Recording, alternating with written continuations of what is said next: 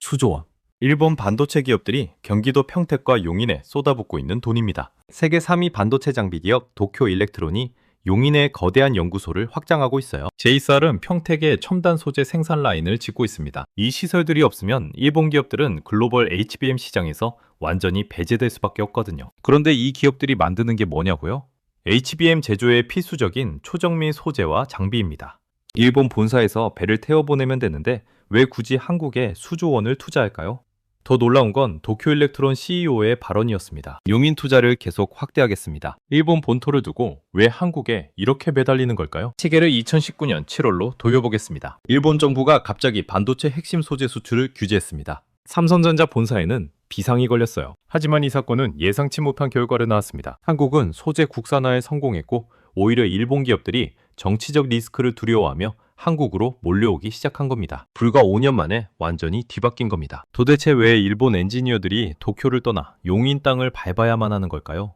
오늘 영상에서는 세 가지 이야기를 다뤄보겠습니다. 첫 번째, HBM 시장 장악이 어떻게 일본 기업들을 한국으로 끌어들였는지. 두 번째, 왜 반도체는 이제 누구와 함께 개발하느냐가 생존을 결정하는지. 세 번째, 이 거대한 클러스터가 당신의 자산과 미래에 어떤 영향을 미칠 것인지. 글로벌 공급망이 완전히 뒤바뀐 역사적 현장 속으로 지금 바로 들어가 보겠습니다. 좋아요와 구독 꾹 눌러주세요. 반도체 산업에서 이제 중요한 건 하나입니다. 어디서 만드느냐가 아니라 누구와 함께 개발하느냐죠. 일본 기업들의 한국 진출을 보고 사람들은 착각합니다. 일본이 한국에 항복했다고요? 전혀 아니에요.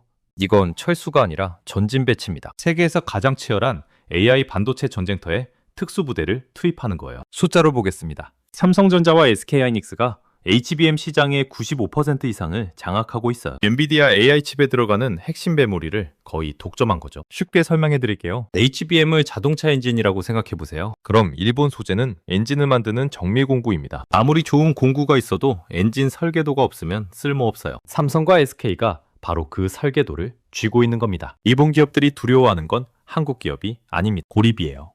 2019년 수출 규제 때를 떠올려 보세요. 한국은 국산화로 맞섰고 일본 기업들은 거대한 시장을 잃었어요. JSR의 한국 매출은 30% 급락했습니다. 스텔라 케미파는 영업이익이 87.8%나 폭락했죠. 일본 니케이 신문은 우리 수출 규제가 실패했다고 자인했어요. 그들은 뼈저리게 배웠습니다. 정치가 비즈니스를 망칠 수 있다는 거예요. 이제 일본 기업들은 전략을 바꿨어요. 일본 정부의 간섭을 받지 않는 한국 법인을 통해 공급망 안정성을 확보하려는 겁니다. 한국 법인에서 개발하고 한국 공장에서 생산하면 일본 정부가 아무리 규제를 해도 공급이 끊기지 않거든요. 한국은 이 과정을 통해 뭔가 특별한 걸 만들었습니다. 세계에서 유일하게 설계제 조소제가 한 장소에 모인 완결형 생태계예요. 대만의 TSMC를 보세요. 제조는 강하지만 소재와 장비는 외국 의존도가 높습니다. 미국은 설계는 강하지만 제조 기반이 약해요. 한국은 이 세 가지를 모두 반경 50km 안에 집적시키고 있어요. 비유를 들어볼게요. 여러분이 레스토랑을 운영하는데 농장, 정육점, 주방이 모두 같은 건물에 있다고 생각해 보세요. 재료가 신선한 건 당연하고 메뉴 변경도 즉각 가능하죠. 용인에서 평택까지 이어지는 이 거대한 클러스터가 바로 그런 겁니다. 일본 엔지니어가 삼성 기흥 캠퍼스 옆방에 있어야 하루 만에 소재를 수정할 수 있어요. 그 속도가 곧 시장 선점으로 이어집니다. 배를 타고 일본에서 한국으로 소재를 보내던 시대는 끝났어요. 이제는 현장이 곧 표준이 되는 시대입니다. HBM이 뭐냐고요? 단순한 메모리가 아닙니다. AI 시대의 석유예요. 데이터 센터 성능을 결정하는 절대 변수죠. 숫자로 보겠습니다. 엔비디아 H200 칩 1개에 들어가는 HBM3의 가격은 일반 D램의 5배에 달해요. 이 시장을 SK하이닉스와 삼성전자가 사실상 양분하고 있습니다. 마이크론이 간신히 추격하는 구도죠. 쉽게 설명해 드릴게요. HBM을 고층 아파트라고 생각해 보세요. 일반 D램은 단층 주택이고요.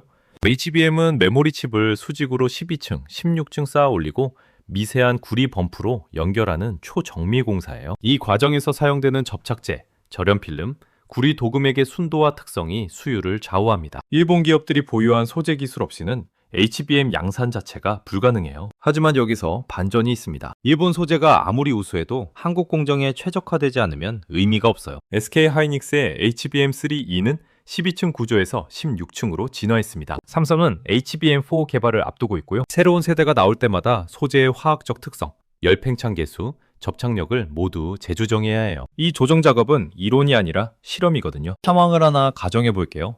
일본 기업 연구원이 도쿄에서 소재를 개발해 한국으로 보냅니다. 테스트 결과를 봤는데 최소 일주일이 걸려요. 그 사이 경쟁사는 10번의 실험을 끝내고 최저값을 찾아냅니다. 누가 이길까요?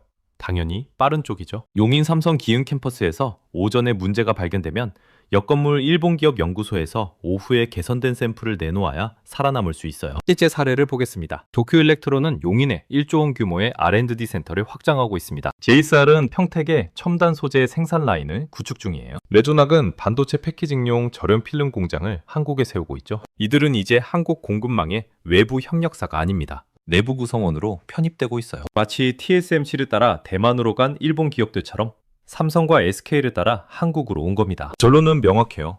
일본 소재 없이는 HBM을 못 만들고 한국 공장 없이는 HBM을 못 팔아요. 이것은 상호 의존이 아닙니다. 공동 운명체로의 진화예요.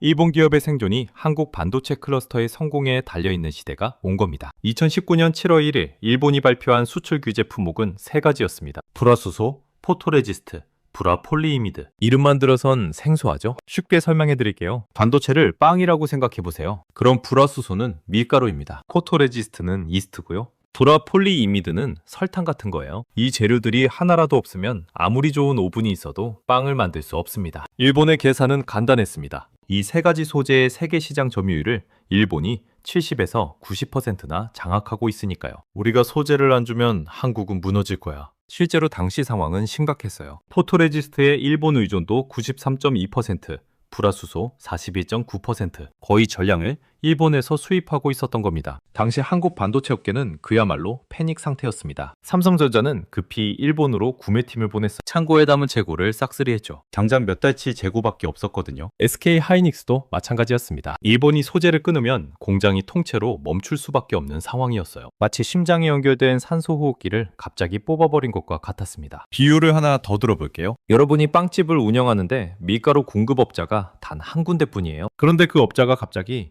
내일부터 밀가루 안 팔아줄게 라고 하면 어떻게 될까요? 빵집 문을 닫아야겠죠.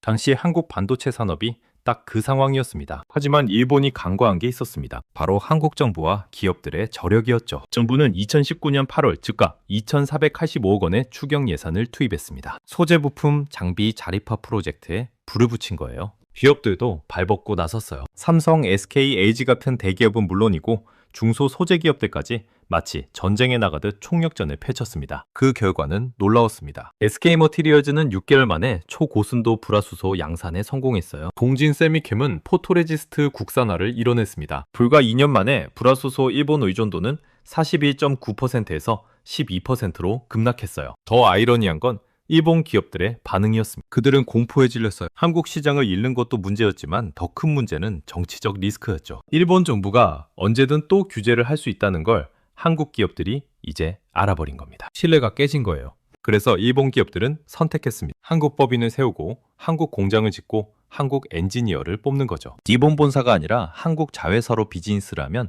일본 정부의 규제를 피할 수 있거든요. 결과적으로 2019년 수출 규제는 일본 기업들을 한국인으로 만들었습니다. 법적으로는 일본 기업이지만 실질적으로는 한국 생태계의 일부가 된 거예요. 이것이 일본 정부가 전혀 예상하지 못한 역설입니다. 구체적 사례를 보겠습니다. 도쿄 일렉트론, 줄여서 텔이라고 부르는 이 회사는 세계 3위 반도체 장비 기업이에요. 미국 어플라이드 머티리얼즈, 네덜란드 ASM의 다음 가는 거대 기업이죠. 이 회사가 용인에 뭘 하고 있냐고요?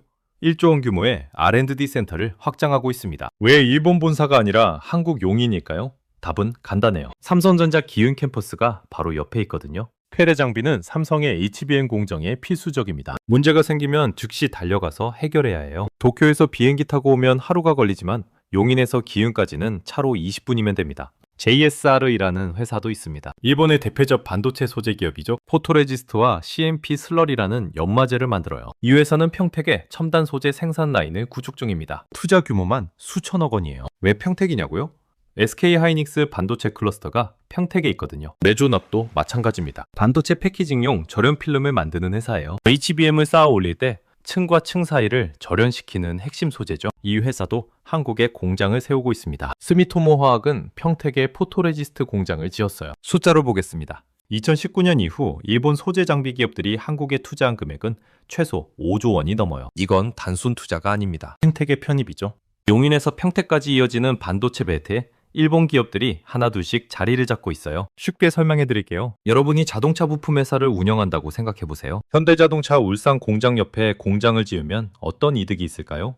납품이 빠르고 문제 해결이 즉시 가능하고 신차 개발 정보도 빨리 얻을 수 있죠. 일본 기업들이 지금 한국에서 하는 게 바로 그겁니다. 더 흥미로운 건 인재 확보 문제. 일본 엔지니어들 사이에서 인식이 바뀌고 있습니다. 일본 본사보다 한국 지사에서 일하는 게 커리어에 더 유리하다는 거죠. 왜냐고요? 한국 지사에서는 최첨단 HBM 기술을 직접 경험할 수 있거든요. 삼성과 SK의 엔지니어들과 매일 협업하면서 세계 최고 수준의 기술을 배울 수 있어요. 실제로 태의 용인연구소는 일본 본사 연구소보다 연봉을 더 높게 책정하고 있습니다. 우수 인재를 끌어모으기 위해서죠. JSR 평택 공장도 한국 로컬 엔지니어를 대거 채용하고 있어요. 이제 일본 기업의 한국 법인은 단순 지사가 아닙니다. 핵심 R&D와 생산을 책임지는 전략 거점으로 진화하고 있어요. 용인 반도체 메가 클러스터의 중력이 작동하고 있는 겁니다. 삼성전자가 중심에 있고 그 주변으로 일본, 미국, 유럽 기업들이 모여들고 있어요. 마치 태양 주변을 도는 행성들처럼요. 이것이 바로 한국이 만들어낸 반도체 생태계의 힘입니다. 지도를 펼쳐보겠습니다.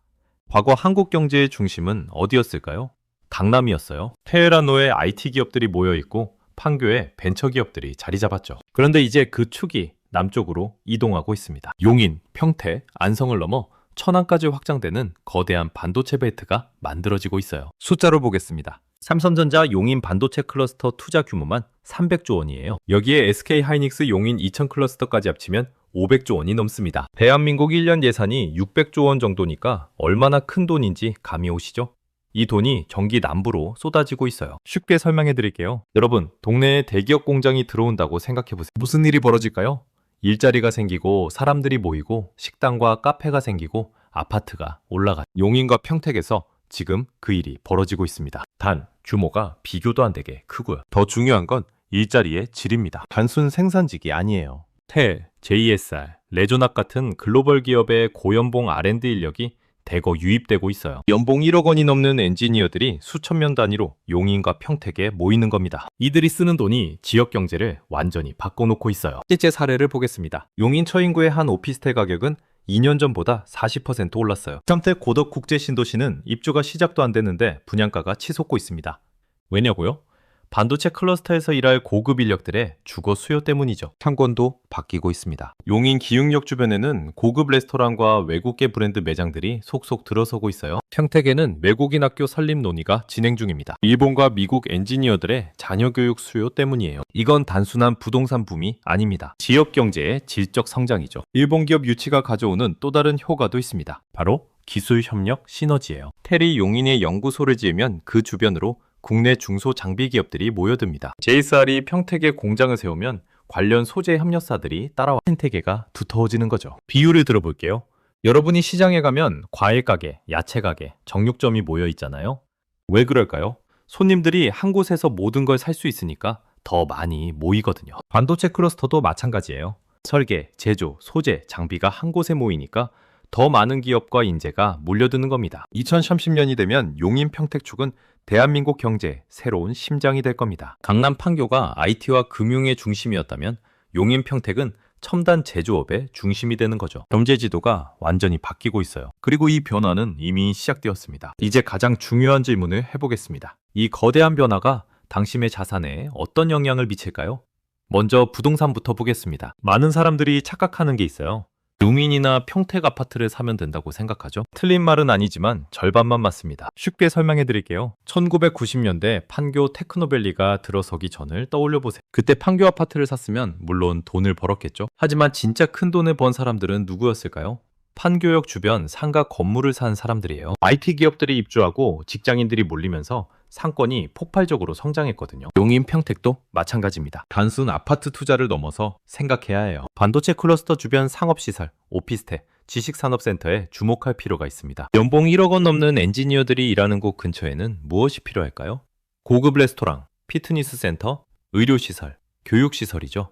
이런 인프라에 투자 기회가 숨어 있어요. 교통 인프라도 중요합니다. GTX A 노선이 용인까지 연결되고 신분당선이 평택까지 확장되면 어떻게 될까요?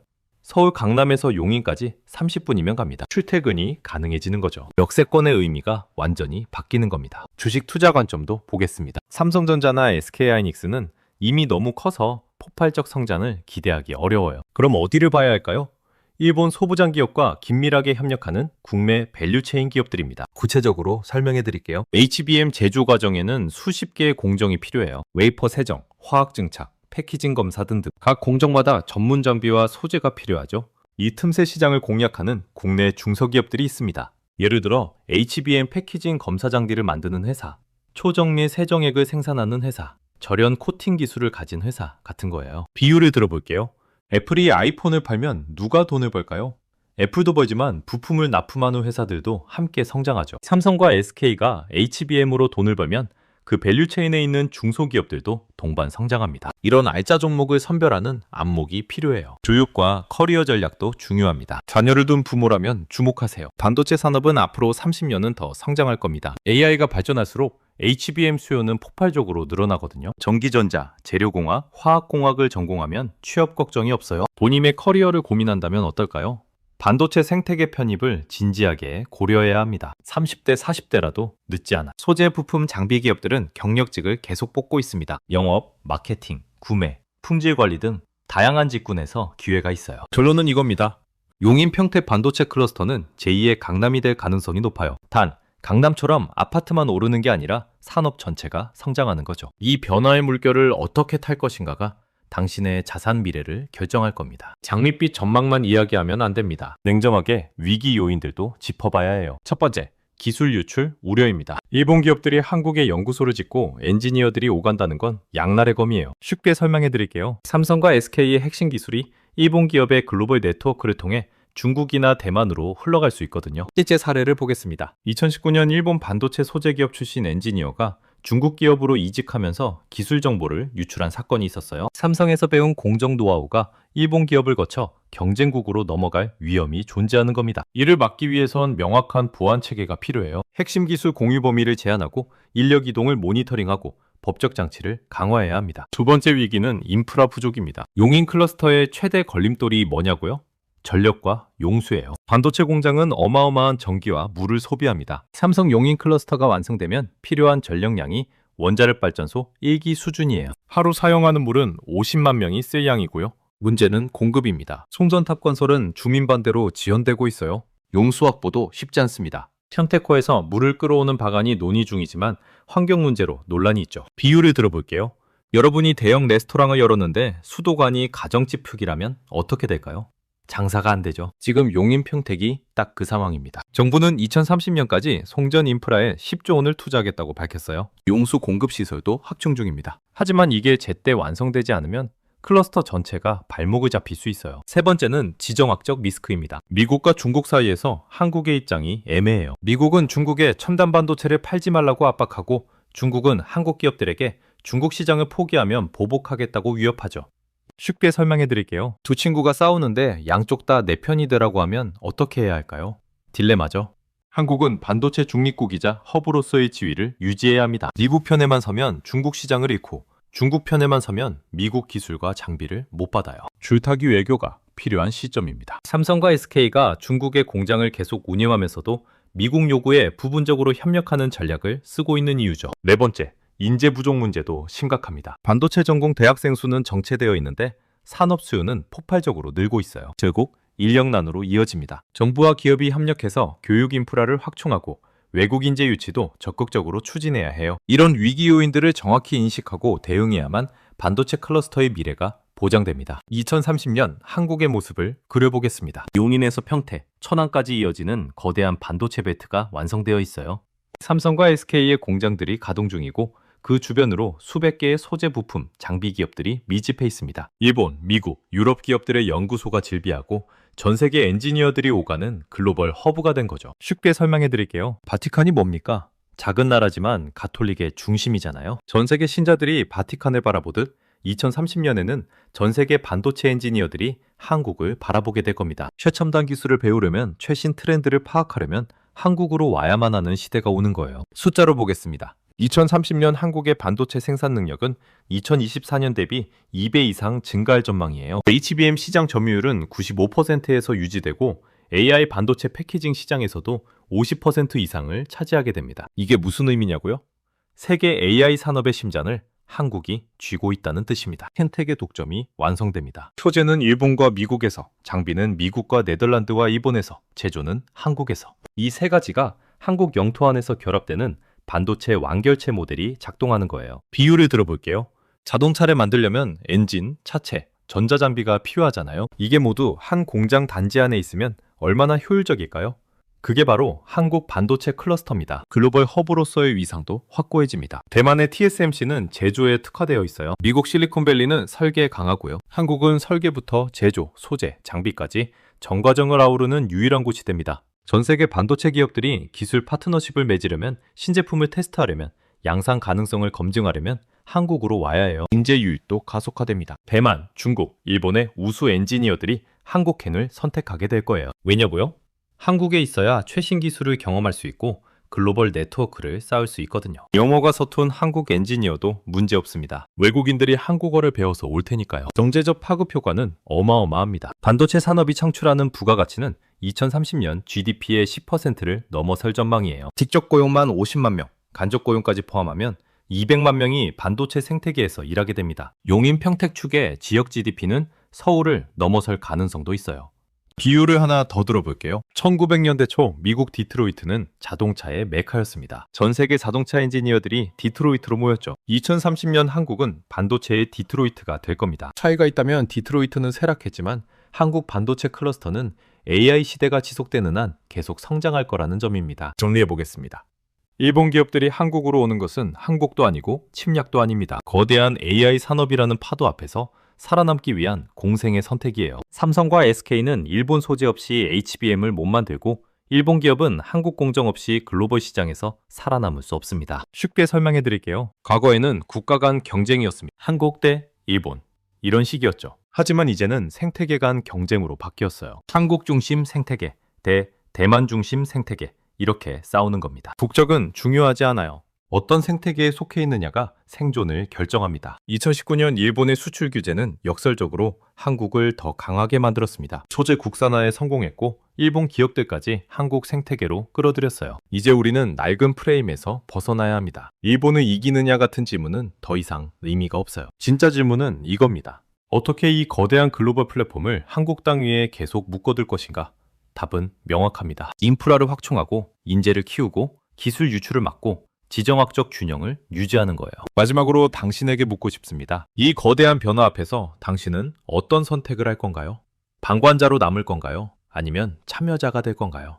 부동산이든 주식이든 커리어든 지금 결정이 10년 후 당신의 자산을 좌우할 겁니다. 국경은 낮아지고 생태계는 단단해지고 있습니다. 이것이 우리가 목격하고 있는 반도체 산업의 거대한 전환이며 그 중심에 한국이 서 있습니다.